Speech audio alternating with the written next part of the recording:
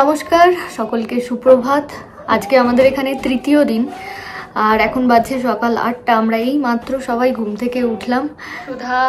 সুধা ঘুম থেকে উঠে ফ্রেশ হয়ে আয়নার সামনে দাঁড়িয়ে নাচানাচি করছে। তো আজকে আমাদের প্ল্যান হচ্ছে এখন আমরা ব্রেকফাস্ট করে অ্যাঞ্জেল ফায়ার রিসর্ট আছে ওখানে যাব। ওখানে ঘন্টা দেড় দুই খেলাধুলো করে বাচ্চাদের সাথে ফিরে এসে লাঞ্চ করে ফ্রেশ হয়ে আমাদের আরও একটা জায়গায় যাওয়ার ইচ্ছে আছে। আমার এই মুহূর্তে নামটা মনে পড়ছে না, এখান থেকে আধ ঘন্টার ডিস্টেন্স। তো সেখানে যাব, গিয়ে মন্দির টন্দির আছে শুনলাম, আমি ঠিক মনে করতে পারছি না এই মুহূর্তে কি নাম। তো যখন যাব নিশ্চয়ই আপনাদের বলবো। তো এখন আমরা আপাতত ব্রেকফাস্ট করব। আর আমাদের বেডরুম থেকে আজকে এই বাইরেটা দেখা যাচ্ছে। আজকে -7 টেম্পারেচার বাইরেটা। আজকে একটু উইন্ডি, যদিও এখনো সেভাবে সূর্যোদয় হলেও রোদ্দুরটা সেভাবে দেখা যাচ্ছে না। জানি না সারাদিন এরকমই থাকবে কিনা। তো আমাদের এই প্রাকৃতিক সৌন্দর্য দেখেই ঘুমটা ভাঙলো। আর সুধার বন্ধুরাও ওর জন্য অপেক্ষা করছে অনেকক্ষণ থেকে। এই তো চলো শুধু চলো, তোমার বন্ধুরা কোথায়? সে গুড মর্নিং। গুড মর্নিং, সে গুড মর্নিং। Good morning. 3 মূর্তিকে এখানে একসাথে ব্রেকফাস্ট দেওয়া হয়েছে, ব্রেড, বাটার আর বিস্কুট। যার যেটা ইচ্ছে সেটা খাচ্ছে, আর বেশিরভাগ তো হই হট্টগোলই হচ্ছে।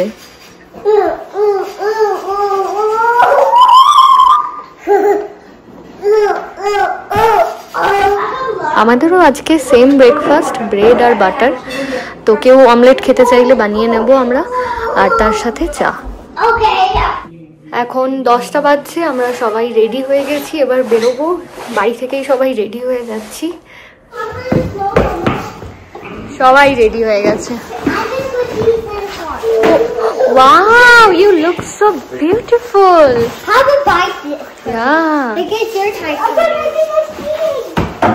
So cold, Baba, outside. আমরা এখন 10:30টার সময় রেডি হয়ে সবাই মিলে বেরোলাম অ্যাঞ্জেল ফায়ার রিসর্টের জন্য। আমাদের এখান থেকে অ্যাঞ্জেল ফায়ার রিসর্টের দূরত্ব দেখাচ্ছে 6 মিনিট লাগবে যেতে, আমাদের খুবই কাছে। আর ওখানে স্কিইং থেকে শুরু করে টিউবিং আরও বিভিন্ন ধরনের অ্যাক্টিভিটিস ওখানে হয়। তো গিয়ে দেখবো যে কোথায় কি পাস লাগবে, বা বাচ্চারা কোন কোন জিনিসগুলো করতে পারবে, বড়রা কোন কোন জিনিসগুলো করতে পারবে। রিসর্টের পার্কিংয়ে আমরা গাড়ি পার্ক করে একটা ছোট বাসে উঠলাম, কারণ আমাদের গাড়ি রিসর্টের ওপরে যাবে না। তো তার জন্য আমাদের এই ছোট ছোট বাসগুলো নিয়ে যাচ্ছে আমাদের সেখানে। আমাদের 2-3 মিনিটের একটা ছোট্ট বাস রাইডও হয়ে গেল। ওখানে গিয়ে আমরা এবার দেখব যে স্কিইং বা টিউবিং করার জন্য কি কি ফর্মালিটি করতে হবে, আর কতক্ষণের জন্যই বা আমরা পাস পাবো, এই সমস্ত জিনিসগুলো এবার আমরা এখানে এসে দেখব। এখানে এসে খোঁজ নিয়ে যেটা বুঝলাম যে সুধার জন্য এখানে কোনো অ্যাক্টিভিটি নেই, ও এসবের জন্য খুবই ছোট। কিন্তু সুধার বন্ধুদের সাথে আমরা বড়রাও স্কিইং আর টিউবিং দুটোই করতে পারবো। তাই আজকে আমরা সবাই মিলে ডিসাইড করলাম যে আজকে সবাই মিলে টিউবিং করি, আগামীকাল স্কিইংটা ট্রাই করব। আমরা সেই মতো টিউবিংয়ের পাস নিলাম সবার জন্য। তো সুধার বন্ধুদের সময় হলো 12টা থেকে 1টা পর্যন্ত, 1 ঘন্টা টিউবিংয়ের সময়। আমার আর সুধার বাবার সময় পেলাম আমরা 1টা থেকে 2টো।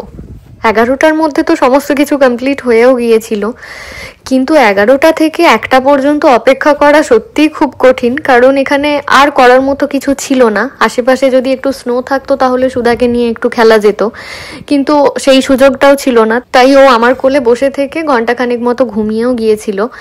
তারপর যখন আমাদের সময় এলো তখন সুধাকে ওর বন্ধুদের সাথে খেলতে বসিয়ে আমি আর ওর বাবা দুজনে মিলে উপরে গেলাম টিউবিং করার জন্য। তো ওখানে গিয়ে দেখলাম যে বাচ্চাদেরও বসার জায়গা আছে। তাই আবার একবার নিচে নেমে এসে সুধা ওর বন্ধুদের সবাইকে ওপরে নিয়ে এসে বেঞ্চ মতো করা রয়েছে সেখানে বসিয়ে আমরা টিউবিং করতে গেলাম। আমরা উঁচু জায়গা থেকে বরফের মধ্যে টিউবিং করে নিচে যেখানে এসে থামছি তার একদম ডান পাশেই বসার জায়গা রয়েছে, 2টো বেঞ্চ রয়েছে। তো সেখানে আরো অনেকে বসে আছে সুধা ছাড়াও। তো আমি প্রত্যেকবার টিউবিং করছি আর একবার করে সুধাকে এসে দেখে যাচ্ছি যে ও ঠিক আছে কিনা, বা ও বুঝতে পারছে কিনা যে আমরা টিউবিং করছি।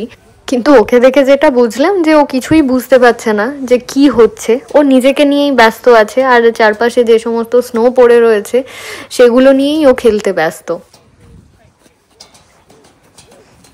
এই টিউবিং করার জন্য আমরা 11টা থেকে 1টা পর্যন্ত 2 ঘন্টা অপেক্ষা করেছি, কিন্তু এই সবে আমরা 2বার টিউবিং করে ওপর থেকে নিচে নেমেছি, তাতেই মনে হচ্ছে যে শ্বাস প্রশ্বাস নিতে অসুবিধা হচ্ছে, হাঁপিয়ে যাচ্ছি।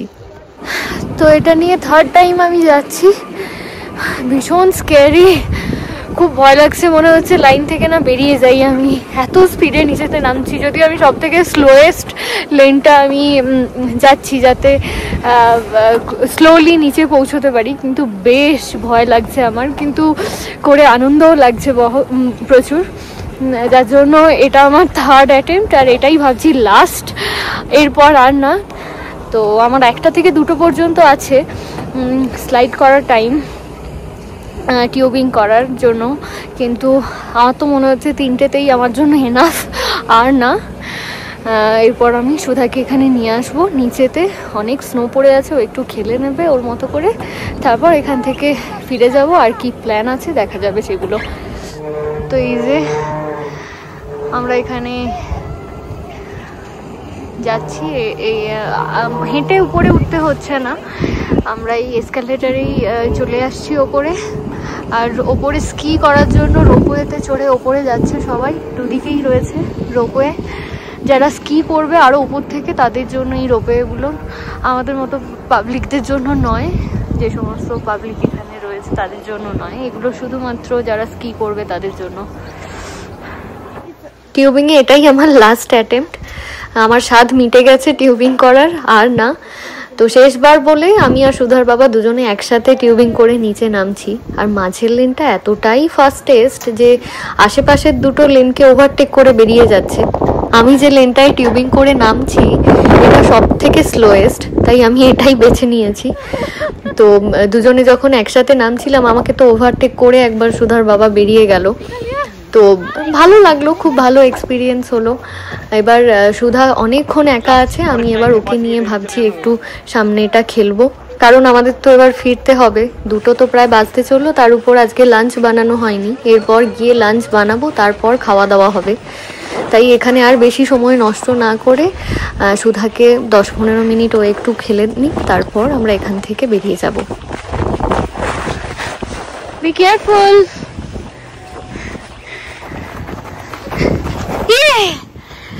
Let's play with the snow. See? Let's play with the snow, Shudhu. See? তো আমরা এখন এবার টিউবিং করে নিচে নেমে যাচ্ছি, এরপর আমরা বাড়ি ফিরে যাব, গিয়ে লাঞ্চ করব, 2টো বেজে গেছে। সুধাও এখানে এসে বেশ খানিকক্ষণ খেলে তো আনন্দ পেলই, কিছুতেই টুপি পরতে চাইছে না, বাইরে এখন এখানে দারুণ হাওয়া চলছে, আর টেম্পারেচার এখন মাইনাসে আছে যতদূর মনে হচ্ছে। তো এখন বাজছে বিকেল 4:30, আমরা সবাই রেডি হয়ে আবার বেরোচ্ছি টাওসে, এক মন্দির দেখতে যাচ্ছি আমরা। কারোরই ইচ্ছে করছে না লাঞ্চের পর বেরোতেই, কিন্তু ভ্যাকেশনে এসেছি, বেরোতেই হবে, তো আমরা প্রায় সবাই রেডি হয়ে গেছি, এবার আমরা বেরোবো। ফিরে এসে ফ্রেশ হয়ে খাওয়া দাওয়ার পর আর মনে হচ্ছিল না যে কোথাও বেরোই, মনে হচ্ছিল ঘন্টাখানেক কি ঘন্টা দেড়েক একটু রেস্ট নিলে খুব ভালো হয়, কিন্তু বাইরের অবস্থা দেখে আপনারা বুঝতেই পারছেন যে আর 10-15 মিনিটের মধ্যেই সন্ধে নেমে যাবে, তাই আমরা রেস্ট না নিয়ে বেরিয়ে পড়লাম সবাই টাউসের জন্য। রাস্তায় যেতে যেতে সাদা বরফের মধ্যেই কাঠের বাড়িগুলো ক্রিসমাসের জন্য সাজানো হয়েছে, দেখতে যে কি অপূর্ব লাগছিল, সেগুলো দেখে দেখেই তো আমার মনে হচ্ছে যে ঘন্টার পর ঘন্টা চলে যাওয়া যাবে। আর কিছুটা আগিয়ে যেতেই দেখলাম যে ফাঁকা জায়গার মধ্যে বোনফায়ার হচ্ছে, তার আশেপাশে প্রচুর লোকজনের ভিড় হয়েছে। তো এগুলো একটা নতুন এক্সপিরিয়েন্স, একটা খুব ভালো অভিজ্ঞতা বলতে হয় আমাদের। স্নোফল হলো না ঠিকই, আমরা যেরকম ভেবে এসেছিলাম যে প্রচুর স্নো দেখতে পাবো আশেপাশে, সেটা পেলাম না, এটা ঠিক কথাই, কিন্তু এটাও যে অভিজ্ঞতাটা আমরা আজকের অর্জন করছি সেটাও কিন্তু অনবদ্য। আমরা এখন টাউসের মন্দিরে পৌঁছে গেছি, রাস্তায় আস্তে আস্তে কখন ঘুমিয়ে গেছি বুঝতে পারিনি। মন্দিরে ঢোকার কিছুক্ষণ আগেই ঘুমটা ভাঙছে। আর চারিপাশটা একদম অন্ধকার হয়ে গেছে। টেম্পারেচারও এখন -1-2 হবে। এতক্ষণ গাড়িতে হিটারের মধ্যে ছিলাম বলে বুঝতে পারিনি বাইরে কিরকম ঠান্ডা, কিন্তু গাড়ি থেকে নামার সাথে সাথেই বেশ কাঁপিয়ে ঠান্ডাটা লাগছে। সুধা তো প্রথমে গাড়ি থেকে নামতেই চাইছিল না, গাড়িতে আস্তে আস্তে ও ঘুমিয়ে গিয়েছিল। তো ঘুম ভাঙতেই এত ঠান্ডার মধ্যে পড়তেই ওর খুব অসুবিধা হচ্ছে, যার জন্য এখন কোল থেকে নামতে চাইছে না কিছুতেই। তাই বাধ্য হয়ে কোলে নিয়েই আমরা ওকে মন্দিরের মধ্যে এলাম। মন্দিরে এসে শুনতে পাচ্ছিলাম যে ভজন হচ্ছে। আমার কোনো ধারণাই ছিল না যে এখানে এসে একটা হনুমানজির মন্দিরের দর্শন মিলবে। এটা সত্যি একটা কল্পনাতীত ব্যাপার যে নিউ মেক্সিকোর মতো জায়গায় একটা হনুমানজির মন্দির দেখতে পাবো। তো সবই ভগবানের ইচ্ছে। তো এখন 7:30 বাজছে, আমরা এই মাত্র ফিরে এলাম। এবার বাইরে গিয়ে বাচ্চাদের সবার খুব খিদে পেয়েছে। গার্লিক ব্রেড বসানো হয়েছে, ওদেরকে গার্লিক ব্রেড খাওয়ানো হবে। আর রাতে আমাদের ডিনার হবে আজকে চিকেন কষা আর রাইস। তো এরপর বানানো হবে, এখনো হয়নি, তারপর আমাদের ডিনার হবে। তো বাচ্চাদের আজকে তাই এখন গার্লিক ব্রেড খাইয়ে দেওয়া হচ্ছে, ওদের ওটাই ডিনার হয়ে যাবে। তো আজকে শুতে শুতে তো মনে হচ্ছে 11টা বেজেই যাবে। এখানে চিকেন কারি বানানো হয়ে গেছে, আর এই কন্টেনারটাতেই আবার স্পাইসি রাইস বানানো হবে। এই সাইজের একটাই কন্টেনার, যার জন্য রান্না হতেও একটু সময় লাগছে। আর সুধা এখানে ডিনারে বসে গেছে, ও গার্লিক ব্রেড খেয়ে নিচ্ছে, আর ওর বন্ধুদের ডিনার হয়ে গেছে।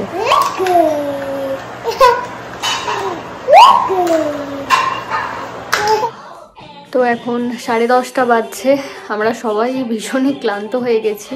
এই মাত্র খাওয়া দাওয়া হলো, কিচেন পরিষ্কার করে এই মাত্র এসে বসছি বেডরুমে। আর সুধা এখন টিভি দেখছে। তাহলে চলুন আজকের ব্লগটা আমি এখানেই শেষ করছি। দেখা হচ্ছে আবার খুব শিগগির পরের ব্লগে। আপনারা সবাই ভালো থাকুন, সুস্থ থাকুন। নমস্কার।